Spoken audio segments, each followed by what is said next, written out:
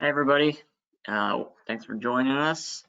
This one will be a little different than some years past. Of course, we got some stuff going on. Um, we'll get into everything. As always, if you have any questions, there's that questions box, and I'll answer those at the end. So we'll get started. So if you took the spring webinar, and you're also taking this one, we talked about some changes that were going to happen for this season. Going to happen. One of them is the new match scheduling guidelines, although we do have some guidelines to talk about. There's a new self-rate minimum requirement for national, but since ratings aren't counting, that's not going to be important. And then the new 40 and over playoff format that national switched to 1 singles, 3 doubles. That was going to start in the playoffs, but that's going to be pushed off as well because, as you know, there's no advancement, but we'll get into that as well. A couple things that are still active, just the new floater match scheduling guidelines. It just gets a little bit more specific of what you have to offer the other captains. No big deal with that one. And the new age requirement for 18 and over leagues, which is just you can't sign up before your 18th birthday anymore. It's simply a legal issue. Can't have minors playing with adults. So that's that one. So as you should know by now, the formats: 18 and over adult, 1 singles, 2 doubles; 40 and over adults, 3 doubles. Then of course, if it's 4 or 5 team, they're actually don't have any 4 or 5 40 and over teams this year, so that doesn't matter. And then every other league just plays as it normally does. You guys should know this as well, but in case you don't, no team will be required to meet any type of at-level roster. And then, of course, we waived the national move-up, split-up rule. So if you were part of a national team, you should know that as well by now. You can have anyone on your roster. The other thing is, too, people can sign up all year long, the whole season. They will need the 2 matches if they want to play in our district championship playoff thing. But otherwise, they could sign up the last week and still play. So these are the guidelines that they were actually sent to your facilities as well. So if your facilities do your scheduling, you don't really have to worry about this. We're trying to focus on matches starting at 6:30 and 8:30 this year when possible. The reason for that is it gives you a 2-hour window, has less people overlapping with each other, which is kind of a goal right now, as you know. So with fewer teams this year as well, it should be more possible. So if you're getting some weird times from your facilities, that's why. Of course, there's probably going to be some instances where a facility has multiple matches and they have to do a 6, 7:30, 9 o'clock schedule for that day. So it's not illegal to have that. So if you get a 6 or a 9 o'clock match time, that should be the reason for it. And they are still allowed. And of course, outside is tough if you have multiple matches going on because you can't start an outside match at 8:30 unless you have lights. I don't know how many outdoor facilities do, but so hopefully you will get a lot of these 6:30, 8:30 matches. 8:30 is a little late, but it's not 9 o'clock. But again, it gives people some time to get out of the facility and get the other people into the facility. As I mentioned a little bit earlier, all postseason after the district level has been canceled by the national committee or whatever you want to call it. Sectionals was canceled by the Midwest, and the Midwest actually controls state championships as well, so they canceled the Ohio State Championships, which we were scheduled to host. So I believe that we're gonna host again next year, so we don't get skipped. So that's good for us. We are still planning to do a district championship. It likely will look a little different than normally does. We're still working on that now that we have the number of teams that signed up. It will be at Western Reserve. The nice thing is they have some outdoor courts, so we might be able to work something, where we keep people spread out, and we're not crowding. It's not going to be as, hang out all day, eat some food, watch some tennis type of event as it usually is. It might be a player only type thing. We're still working on that, and of course, waiting to see how the summer goes as well. And as I mentioned, no ratings this year. National still has not finalized their decision on whether or not ratings will count. The reason they're having such difficulty is because some people play our summer season, they'll play in the spring. Some even play it earlier in the previous fall. So like fall of 2019, they're playing our summer of 2020 schedule. So a lot of matches have been played with ratings. So they're trying to figure out what to do. They're leaning, I believe, towards no ratings simply because it's hard if you don't have a postseason to calculate ratings, but that hasn't been decided. So we made the decision to go to an adult other format, which just simply means that the results will not impact your rating in any way. So you don't have to worry about that. So as a district specifically, we are not implementing any sort of rules related to COVID-19 stuff. If you haven't seen this document yet, it's on the USTA website. I will go to it so you guys can see it. It's just recommendations for play, preparing, when playing, after playing, all that stuff. So read over that when you can. It's important. And of course, facilities have also come out with their own guidelines. So as the captains, you're going to be responsible for relaying this information to one another. So if your facility has a no spectator policy or a have to wait outside before your match begins policy, you will have to adhere to that. I don't believe anyone has a wear a mask while playing policy. So if you have any players who are hesitant to play against people without masks, they likely will, so you don't want to let them know ahead of time. But of course, they can wear one if they want. That's, their own personal choice. And of course, use common sense. I mean, we're almost 3 months into this pandemic. We've kind of learned how to live with it. So, use common sense on a daily basis. But please yourselves, we're all adults, and just be safe. So this is just, I'm not going to read into this. This is the stuff that's on that list. Don't play if you're sick. Be safe, wipe stuff down, blah, blah, blah. Some stuff when playing. I would, one thing I would recommend, again, not required, changing is really not super necessary if you're indoors. If you're outside, I would suggest probably changing simply because there is a advantage, disadvantage with the sun, depending which way the courts face. Just make sure you're rotating, let's say clockwise or counterclockwise, decide with your opponent. So you're staying separated from your opponents at all times. Just don't pick up any balls from other courts. Again, common sense. Even if you're not afraid, you're like, oh, there's no research that says it's contagious through tennis balls or whatever, but there's also research. There's not research that says it's not. So even if you're a person who's not afraid of this and it's like, oh, I don't care, someone else might be. So if a ball rolls on your court, don't pick it up because they might, not want you to be touching their ball.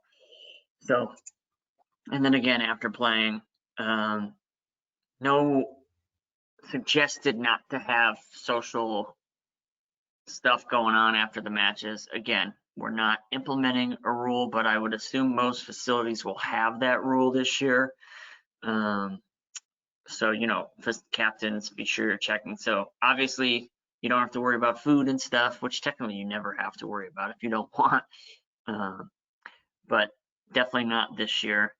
And, you know, we do have that window as well. So we don't want people hanging around, blocking other people from coming in. So there's a good likely chance that you'll just be coming into play and leaving once you're done. Obviously not the most exciting thing for us, you know, the social aspect is a big part of our leagues. We enjoy it, hanging out with other people who play tennis, but at least for this season, we're going to have to kind of work around that.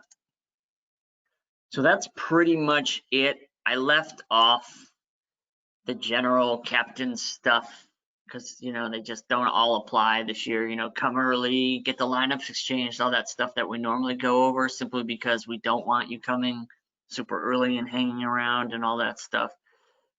So if there are any questions, I'll give you a chance to write some out, and then we'll go from there.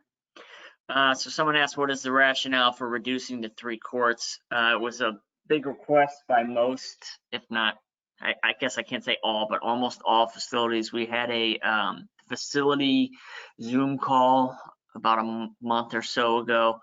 You know, all the facilities voiced, 1, to limit the number of people in the club at all times, and 2, and turned out to actually be really good, is we lost almost half our teams this summer, and a lot of them are barely over the minimum of 6 players, 5 players,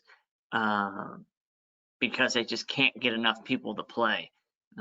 So rather than requiring 8 or 9 people to play a match, 5 or 6 makes it much easier for people to get, you know, a full thing. And then even if they have to forfeit a court, you theoretically this year can play a match with 3 or 4 people, as opposed to, let's say, you know, 4 or 5, whatever it is. Just makes it easier on everybody. So that was the reasoning behind that. Are all the leagues going to have team numbers?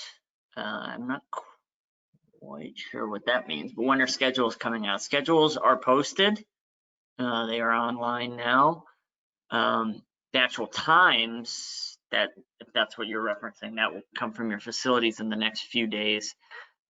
We have a quick turnaround of the season. So I told the facilities to get their times to you by a week from today, and you need to get them out to the captains pretty fast as well, simply because we don't have a lot of time between now and the start of the season.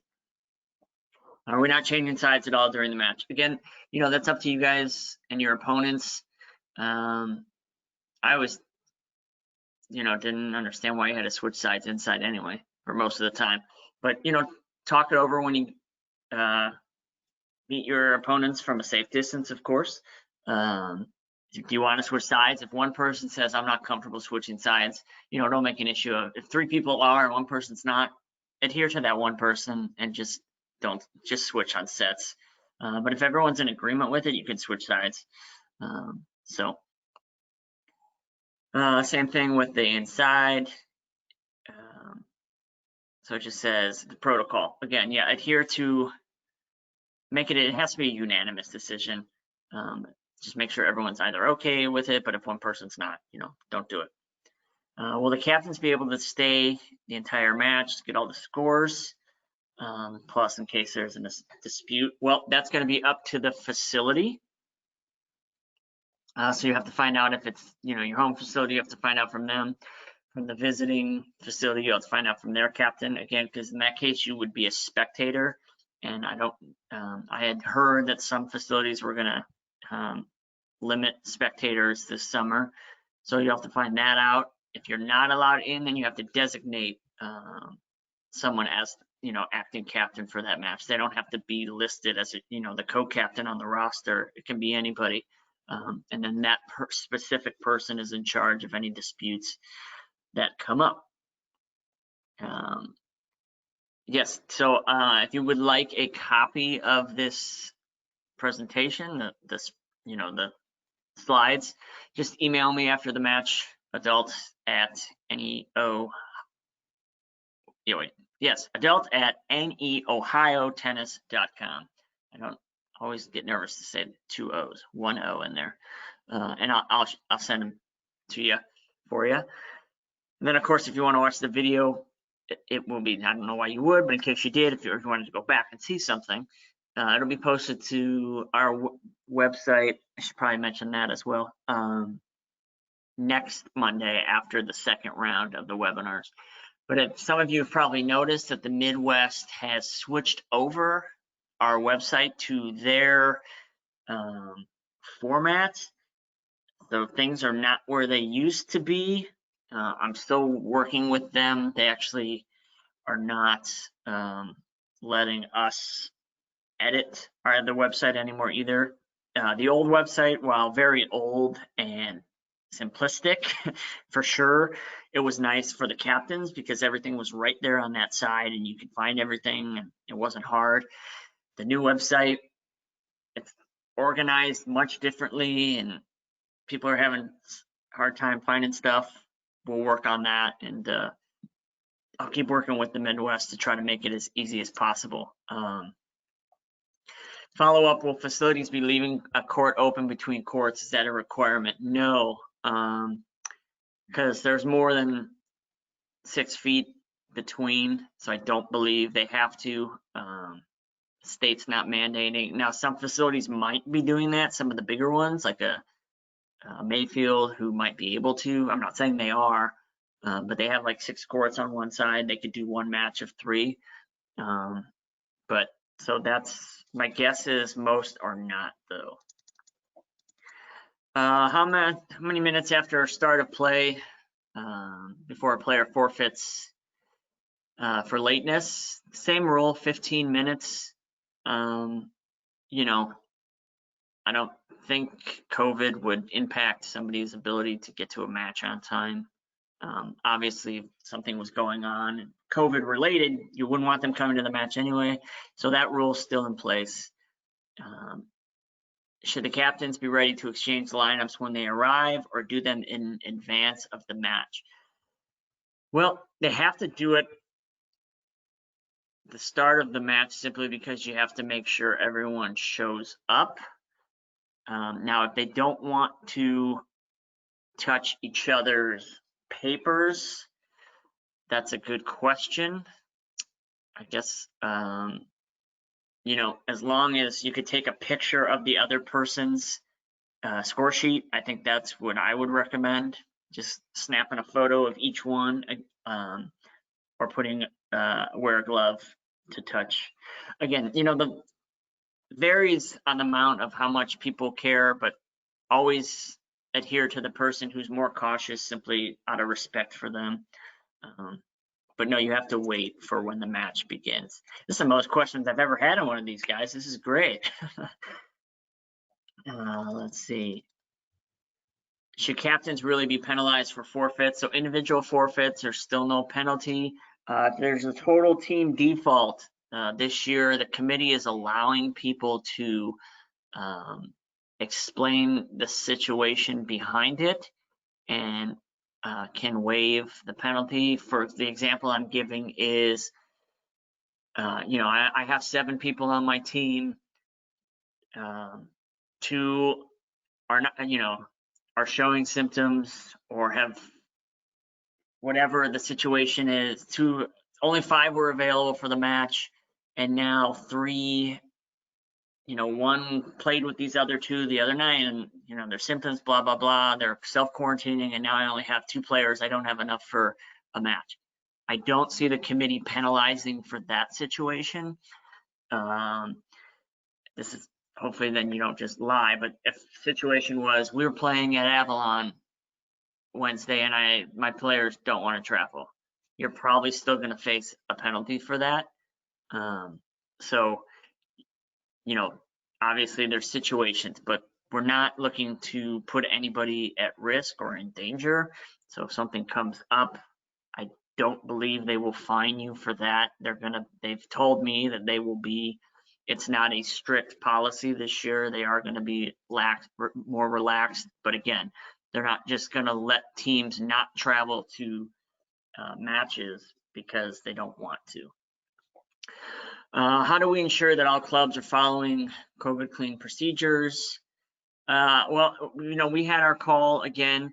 All facilities were very eager to get back open and do what was necessary to make people feel safe and welcome, so they could get people into the doors. So I anticipate some very clean facilities, more than we've probably seen in the past, which is good. But of course, talk to the captain that week and say, what has your facility done to make sure, you're as clean as my facility is. So that's, definitely, but again, every facility operates independently of the USTA. So, we have no control over what they're doing, but they know that if they aren't clean, people aren't going to go there, and that's going to cost them business. And we've talked to all of them. They've all been ordering the sanitizer and extra cleaning supplies, and have had, industrial cleaning crews come in and all that stuff. And they're limiting how many people can come in and out and everything. So I think you're going to see a lot of positive implementation of rules with facilities, making all players feel safe, because they want to make their players feel just as safe as visiting players. But again, talk with your opponent and make sure they're doing stuff. How strict will clubs be held to the forfeit rules? We just talked about that. What is the rationale for starting at 6:30 instead of 6? We are trying to play our matches outside. If you are trying to play your match outside, you're allowed to start at 6 o'clock. We understand, the light factor. It says, why not 6 and 8 o'clock? Because we're part of the new rule that is being suspended that will go into effect, probably not this fall, because I don't see everything being cleaned up by then, but whenever everything's back to normal, we are implementing a rule where if a facility has 2 or less matches, they have to play, the first match can't start before 6:30, and that's simply for travel. A lot of people have a hard time getting to a 6 o'clock match. They might work, wherever they're working, 40 minutes away trying to get to a match. You have traffic. That extra half hour is a big deal. That's probably the biggest complaint that I receive every year in the players survey is, I had a 6 o'clock match and I can't get there. 6 and 9 is actually the tough one. So 6:30 is the reasoning behind that. So we figured implement that as much as we can this year, to get people ready for when the rule is in place. So to be clear, all clubs will provide 2 cans per court. That I know. Thank you for reminding me. I cannot say how many balls a home team will provide. Maybe every facility doesn't adhere to that. So my advice is if players are nervous about handling other balls, they need to bring their own balls. Thank you for reminding me of that. I cannot speak if facilities are going to do that, simply because I don't know if they are or not.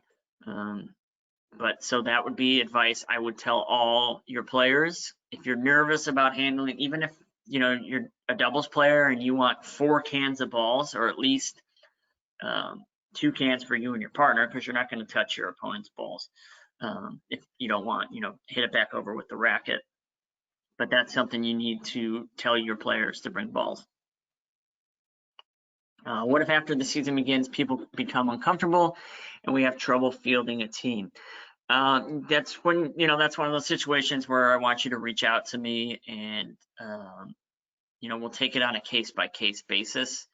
Hopefully, if my feeling is, if, they signed up now, as long as things don't get worse again like it did in the spring, and then then we're looking at a whole different situation. But if they were comfortable enough to sign up now and things stay the same, I hope they're okay with continuing to play. But if something comes up, You know, we'll work with that and we'll see what happens. But again, the committee with the defaults is going to listen to a case by case. So just reach out to me if that happens. How do we get the ball to the other court? Well, most of us, I don't know if everyone, but either use the foot method where you pick the ball up with your foot, hit it back over with the racket. I do the tap method. I hit the balls on the ground and tap it with my racket till it bounces up, and I feed it back over. If you're not, you know, quote unquote skilled to do that, you can just hit the ball into the net and then they can reach under and grab it. That's going to be probably an easy way. Is there a second webinar that we need to attend? Nope. There's just different, there's a new captain's webinar, but then this one is for next Sunday as well. It's just for people who couldn't attend this Sunday. Is the active captain allowed to stay? Again, that's going to be on a facility by facility basis. So you have to check with your opponent. I like the old site, very hard to find stuff now. Yeah, I agree. But you know, sometimes when the higher ups take over, we'll figure it out. We'll see if they can change some things for us. How do you find the captain's contact information? That's right on your team homepage. So you log into Tennis Link, you go to your team. As the captain, you should have a tab on the end. The right, you know, there's the tabs towards the top, and on the right side it says like captain's report or captain's corner. I forget the exact words. Click on that. That'll give you all the names and numbers. Hopefully, like if you're in a sub-flight or whatever league, one person's going to email their match times to everybody. You can always just start the chain off of that once one person gets it going. So there you go. So it says what if facility does not provide 2 cans of balls, but the visiting team members insist 2 cans. That's where bring your own cans of balls comes into play. So if someone is diagnosed with COVID, how does our team proceed, especially if that person recently played? Well, obviously, if someone's diagnosed and you know they played in the USTA, you want to inform us for sure so we can reach out. I mean, I would assume county and public health officials would do that as well, but reach out to us so we can immediately notify their opponents. If they haven't played a USTA match, but they've also then exposed maybe some of your teammates and non-USTA player, well, again, reach out to us and you can say, hey, my whole team's been exposed, because we're going to want, you know, follow all the quarantine procedures and stuff, the 2 weeks. And if it means moving matches or whatever it is, we're going to, you know, all that stuff. So let's see. Yeah, yep. Someone said captains should send their facility safety guidelines document. Absolutely. If most facilities have done that, that's a great thing to include when you send your match times.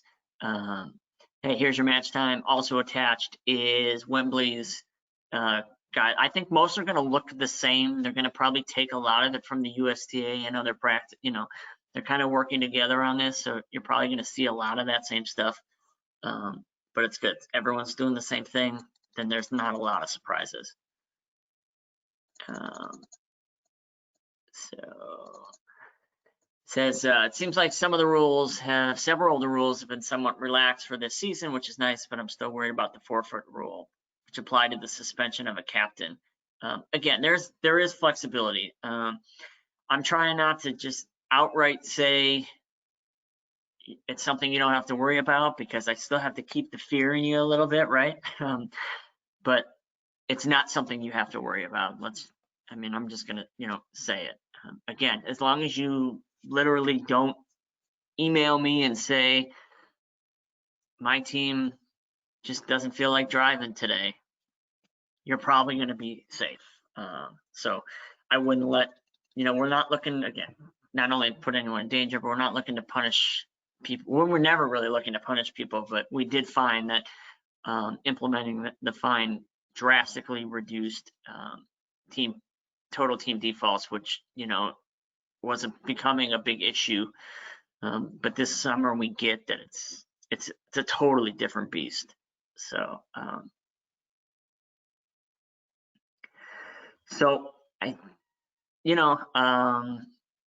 think that's it. There's a lot of other comments and stuff, and I appreciate. I don't see any other questions. That was like rapid fire, guys. That was great.